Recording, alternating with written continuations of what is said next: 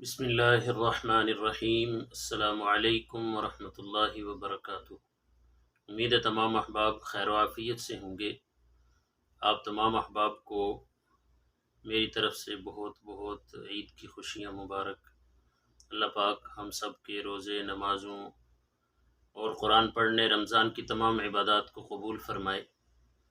تو رمضان المبارک کے بعد شوال المکرم کا مہینہ جس کا آغاز ہو چکا ہے، تو رمضان کے بعد رمضان کے روزے رکھے، ان کے بعد اللہ کے نبی صلی اللہ علیہ وسلم نے شوال کے روزوں کے بارے میں کیا فرمایا ہے، اس کے بارے میں آج حدیث ذکر کروں گا۔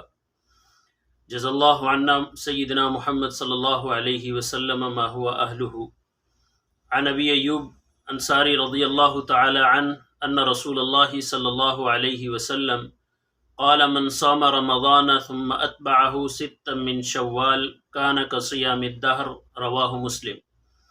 حضرت ابو ایوب انصاری رضی اللہ تعالی عنہ سے روایت ہے کہ آپ صلی اللہ علیہ وسلم نے فرمایا، جس نے رمضان کے روزے رکھے اس کے بعد شوال کے 6 روزے رکھے تو یہ پورے زمانے کے روزے رکھنے کے برابر ہے۔ تو رمضان المبارک کے بعد شوال کے مہینے میں 6 روزے رکھنا یہ پورے سال کے روزوں کے ثواب کے بقدر ہے، اور یہ روزے رکھنا مستحب ہے۔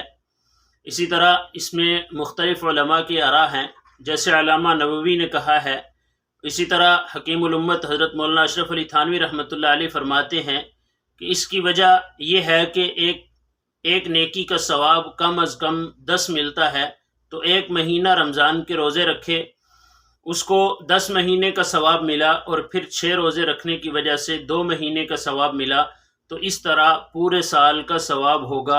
اگر اسی طرح ہر سال کرتا رہا تو پوری زندگی روزے رکھنے کا اجر اس کو ملتا رہے گا۔ تو شوال کے 6 روزے یہ رکھنا مستحب عمل ہے۔ اللہ کے نبی صلی اللہ علیہ وسلم نے اس کے بارے میں جیسا ابھی حدیث میں گزرا کہ جو شوال کے روزے رکھے گا ساری زندگی، سارا زمانہ، پورا سال یعنی کہ اس کو روزہ رکھنے کا اجر ملے گا۔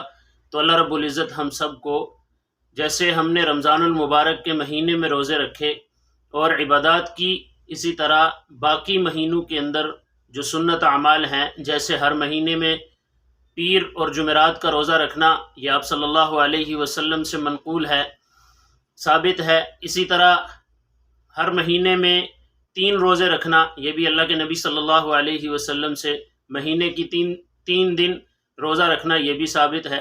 تو اس طرح اور بھی عبادات کے اندر اللہ رب العزت ہم سب کو روزہ رکھنے اور اس کے ساتھ ساتھ قرآن پڑھنے، اپنی زندگی میں کامل دین کو لانے کی توفیق عطا فرمائے۔